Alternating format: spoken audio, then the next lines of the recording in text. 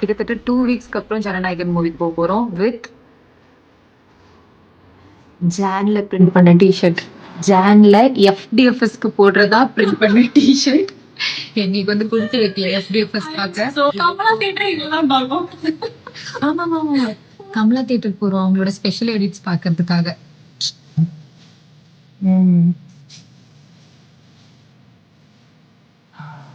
Okay பத்தி இது நல்லா இருக்கு. இதெல்லாம் வந்து ஃபர்ஸ்ட் டே ஃபர்ஸ்ட் ஷோஸும் பண்ணியிருக்கணும். பரவாயில்ல, நாங்க எப்பவுமே பண்ணுவோம். ரொம்ப கேவலமா நம்ம வந்து ஆகஸ்ட் ஃபர்ஸ்ட்டுக்கு போறோம்.